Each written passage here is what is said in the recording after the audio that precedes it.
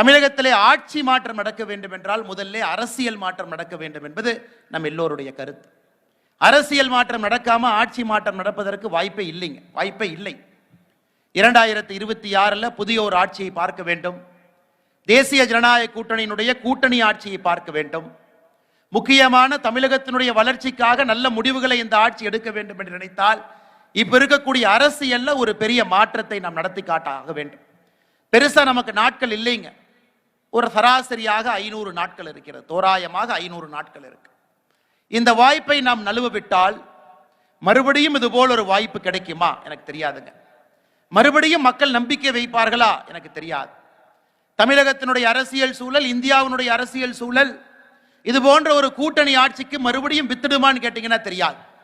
இந்த 500 நாட்களை நாம் முறைப்படி எவ்வாறு பயன்படுத்திக் கொள்கின்றோமோ அது 2026 தமிழகத்தில் எப்படிப்பட்ட ஆட்சி வரும் என்பதற்கு சான்றாக இந்த 500 நாட்கள் இருக்க வேண்டும் என்பது என்னுடைய விருப்பம் மட்டுமல்ல, எங்களுடைய வேள்வியும் கூட. அன்பு சகோதர சகோதரிகளே, பெரியோர்களே, தாய்மார், இன்னைக்கு நாம ஜி.கே. வாசன் ஐயாவை பத்தி பேசுறோம், கர்ம வீரர் காமராஜன் ஐயாவை பத்தி பேசுறோம்.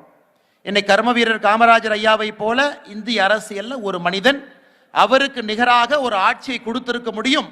ஆனால் ஆண்டவன் அந்த கருணை அவருக்கு கொடுக்கவில்லை என்றால் அது ஜி.கே. மூப்பனார் ஐயா மட்டும்தான். வேறு யாருக்குமே அது பேசுவதற்கு கூட அந்த தகுதி இல்லை. அவரை சார்ந்தவர்கள் எல்லோரும் இங்க இருக்கிறோம். ஆனா நல்லா உத்து பார்த்தீங்கன்னா முதியவர்கள் அதிகமாக அமர்ந்திருக்கின்றோம். முன்னிருக்கையாக இருக்கட்டும், இந்த முழு பகுதியாக இருக்கட்டும், மேடையின் மீது இருக்கக்கூடிய தலைவராக இருக்கட்டும், முதியவர்கள், வாழ்க்கையில நேர்மையாக இருந்தவர்கள், எந்த ஒரு தவறும் செய்யாதவர்கள். ஜென்டில்மேன் பாலிடிக்ஸ் தமிழ்நாட்டில் இருக்குன்னா அது தமிழ் மாநில காங்கிரஸில் தான் இருக்குன்னு சொல்ற அளவுக்கு அங்க இருக்கக்கூடிய, நான் கைத்தடலுக்காக சொல்லிங்க ஐயா, எதற்காக இந்த கருத்தை நான் பதிவு செய்யறேன்னா, இதை எப்படி இளைய தலைமுறைக்கு நாம கொண்டு செல்ல போறோம். 40 விழுக்காடு வாக்காளர்கள், 40 விழுக்காடு வாக்காளர் பெருமக்கள் இன்னைக்கு 38 வயசு கீழே 40 விழுக்காடு இருக்கிறாங்க. 18 வயசு, 28 வயசு, 38 வயசு, 40 விழுக்காடு வாக்காளர்கள் இருக்கிறாங்க. இந்த 40 விழுக்காடு வாக்காளர்களுக்கு கர்ம வீரர் காமராஜர் ஐயாவுடைய புகழை பற்றி தெரியுமான்னு கேட்டீங்கன்னா, ஒரு தமிழருவி மணியன் ஐயா பேசும் பொழுது கேட்டு தெரிந்து கொள்ளலாம், அல்லது மேடையின் மீது இருக்கக்கூடிய தலைவர்கள் பேசும் பொழுது கேட்டு தெரிந்து கொள்ளலாம், அல்லது அன்புமணி ராமதாஸ் ஐயா ஆதாரபூர்வமாக தமிழகத்தில் என்ன தவறு நடக்குது, எதற்காக மாற்றம் வேண்டும் என்று பேசும் பொழுது அதை ஒப்பிகை செய்து பார்த்து கொள்ளலாம். அவங்க கிட்ட எப்படி நாம கொண்டு போக போறோம்?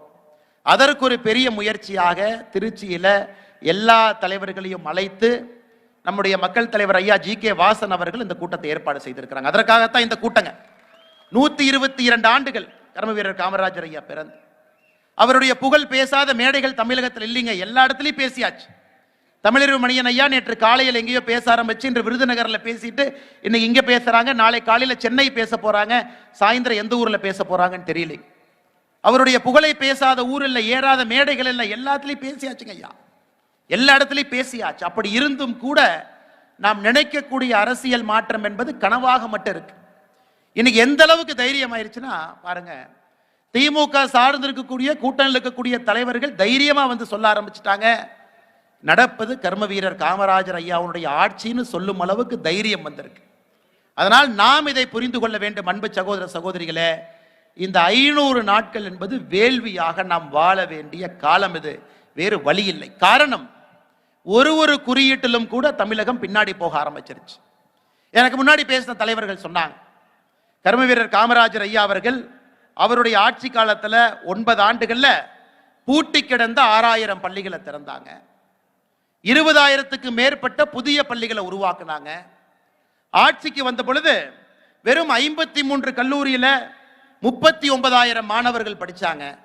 9 ஆண்டுகள்ல அந்த 53 கல்லூரிகளை 63 கல்லூரிகளாக மாற்றி அதில் 49,500 மாணவர்கள் படிக்கும் அளவுக்கு அதை உயர்த்தி காட்டினாங்க.